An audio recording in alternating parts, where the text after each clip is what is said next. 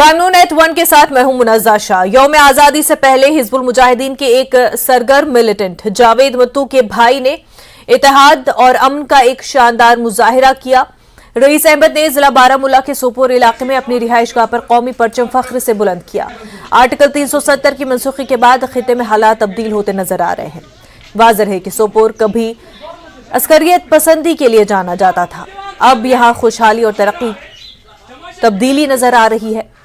Rice Ahmad का भाई 2009 में अस्करियत पसंदों की सफू में शमूलियत इख्तियार की थी। रईस ने अपने भाई से दरख्वास्त की कि वो तबाही का रास्ता तर्क करके अमन के साथ जिंदगी गुजारने के लिए वापस आ जाए। उन्होंने कहा कि वो कौमी परचम लहराकर खुशी और फख्र महसूस कर रहे हैं। तिरंगा झंडा मैंने लहराया है, वो मैंने दिल से लहराया है, अपनी मर्जी से लहराया है, कोई किसी का प्रेशर नहीं है, मैंने दिल से लहराया है। अब जो भाई से गलती हो गई, वो 2009 में एक्ट हो गया, मैं उससे इल्तिजा करता हूँ, अगर वो जिंदा है मैं इल्तिजा करता हूँ, मेहरबानी करके इस झंडे के दायरे में आए। हाँ, अमन चाहते हैं, पाकिस्तान में कुछ नहीं देगा, ना पाकिस्तान के पास कुछ है, ना वो हमें कुछ देगा। झंडा हमारी कौम का झंडा है, हिंदुस्तान का झंडा है, हिंदुस्तान का खाते पीते, इससे हमें बढ़कर और क्या होगा। हिंदुस्तान देखो और पाकिस्तान देखो, पाकिस्तान कहाँ है, भिखारी मुल्क, हिंदुस्तान कहाँ है।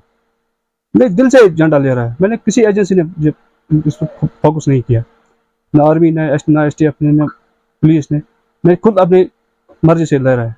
और हम अमन चाहते हैं। हाँ, मैं बंद रहता था जब भी 14 अगस्त होता था, 15 अगस्त होता था या कुछ होता था, लेकिन आज हालात अलग है। आज की जो एडमिशन रही वो बहुत रहम कर रही है। बस कौमी दायरे में आओ, इससे कुछ नहीं होगा, ये दंगा फसाद से कुछ नहीं होगा। अमन ठीक है। हाँ, अमन ठीक है, हमारे लिए अमन ठीक है।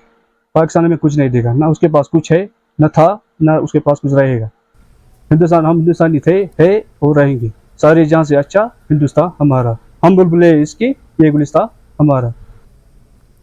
स्मार्ट मीटर्स के मामले पर बीजेपी जम्मू कश्मीर के सदर रविंद्र रायना ने कहा कि उन्होंने पहले ही LG के साथ ये मामला उठाया है। रायना कहते हैं कि उन्हें उम्मीद है कि इस मसले का कोई न कोई हल निकल आएगा।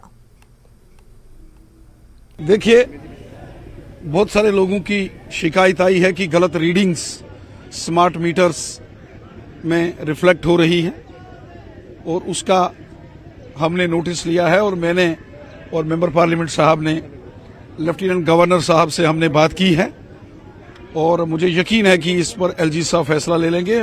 हालांकि LG साहब ने ये कह दिया है कि गरीबों के जितने भी बिल हैं वो माफ कर दिए जाएंगे, ये लेफ्टिनेंट गवर्नर साहब ने कहा है।